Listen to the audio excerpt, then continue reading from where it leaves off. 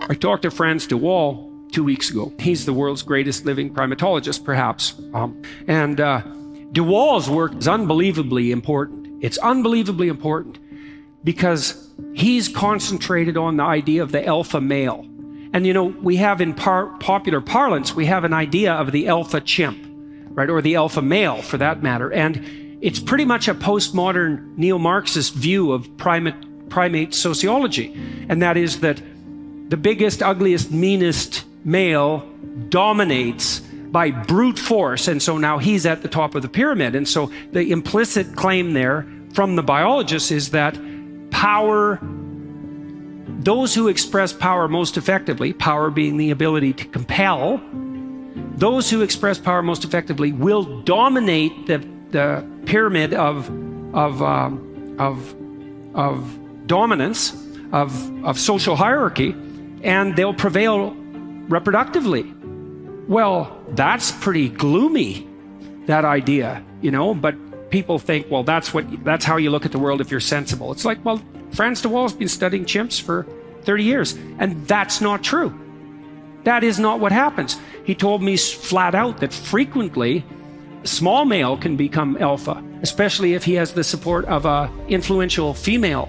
And the small male becomes alpha and has the support of the influential female, not because he expresses arbitrary power, but because he's unbelievably good at mutual reciprocation. And so he has friends, and he does things for his friends, and they do things for him, and they trust each other, and he has lots of friends, which also means he has no enemies, which turns out to be really important because the brute chimps, like the psychopath alphas, they do rule now and then, but they get torn to shreds by their enemies because, you know, they're tough, let's say, and mean, but they have an off day, and two chimps they stomped a week before ally together and tear them, literally tear them into shreds. And so the psychopath chimp types who use power to attain dominance have very short rules and end in a very bloody way.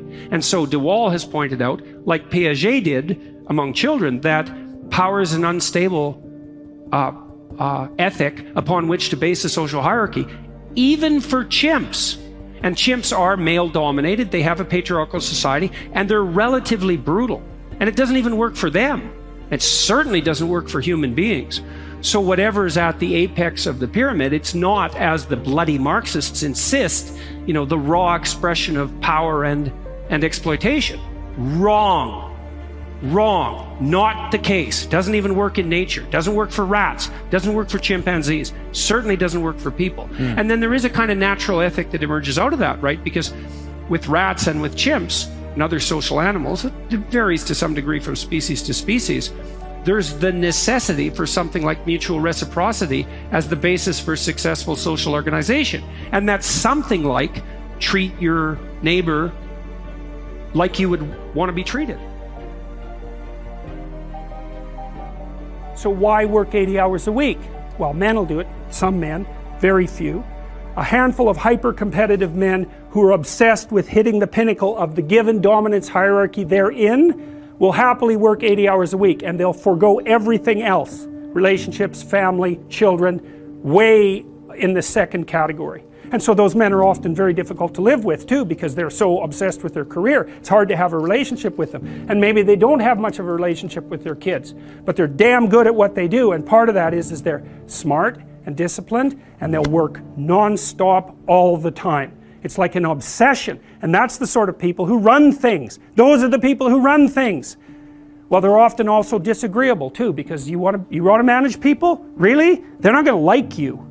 You know, and it's not an easy thing to not be liked. And actually, if you're an agreeable person, and women are more agreeable than men, it's quite painful to be disliked. But if you're in a managerial and executive position, the probability that people are going to like you is quite low. Those positions are very stressful, partly because of the interpersonal dynamics, and they're also incredibly, incredibly competitive. So we've got things backwards in our culture. We're thinking, at least in part, why aren't there more women in positions of power? Wrong question. The right question is, why are there any men at all who want those positions of power? Because it's not just positions of power. You have to be such a knothead to think that. Oh, it's a position of power. It's like, sure, but it's a position of overwhelming responsibility. And if you make mistakes, you're done, right? It's not like you occupy that position of power and everyone does what they're told all the time and your life is easy. It's like, forget about that. People are on your case to do exactly the right thing all the time, 100% of the time. And maybe you want that and maybe you don't. So I don't know what people think is these people are all sitting in their offices with their feet up on the desk smoking cigars and oppressing the world. It's like, that isn't how it works. Those people, they work flat out all the time. So, and it's fine if that's what you want, and some people are like that. They're hyper-industrious people, right? From a trait perspective, no matter where you put them. If you put them in a forest with an axe, they just wander around chopping down trees non-stop, right? Because it's built into them. But if you want to have a balanced life, and you should want that, you know, because the other thing you'll find, and this is God's gospel truth, is that the older you get, if you have any sense at all, the more important your family is to you. Like the utility of your career, maybe that peaks around 35 or 40, and it starts to decline pretty rapidly after that. And what happens, if you're fortunate, you have someone in your life that you love, that you've woven yourself together with, and you have some kids so that you have something to do from the time you're 50 till the time you're 80. And so it's a real mistake. It's a barren future without children, man, I can tell you that. It's a real mistake. And so we do a terrible job of say, putting that image forward and saying, well, yeah, now, you know, because women have access to the birth control pill now and can compete in the same domains as men, roughly speaking, there is a real practical problem here. It's partly an economic problem now, because when I was roughly your age, it was still possible for a one-income family to exist. Well, you know that wages have been flat, except in the upper 1% since 1973. Why? Well, it's easy. What happens when you double the labor force? What happens? You have the value of labor. So now we're in a situation where it takes two people to make as much as one did before.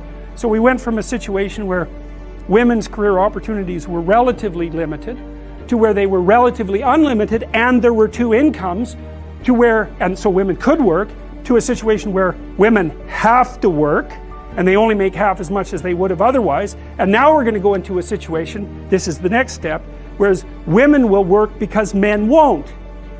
And that's what's coming now. So there was an economist article showing that 50% now of boys in school are having trouble with their basic subjects. And you look around you in universities, you can see this happening. I've watched it over decades. I would say 90% of the people in my personality class are now women. There won't be a damn man left in university in 10 years, except in the STEM fields. And it's a complete bloody catastrophe. And it's a catastrophe for women, because I don't know where the hell you're going to find someone to have a, you know, to marry and have a family with if this keeps happening. You know, you watch all those rom-coms where there's always kind of a beta male guy who's being real friendly and always failing miserably with the women because basically he's lying to himself and to them. He's a persona, and a persona is the face that you show to the world when you're trying to pretend and to convince yourself and others that you're, I would say harmless, but we could say a good person. But a good person isn't harmless. A good person is capable of, well, maybe a good person is capable of anything, but is willing to hold that in abeyance.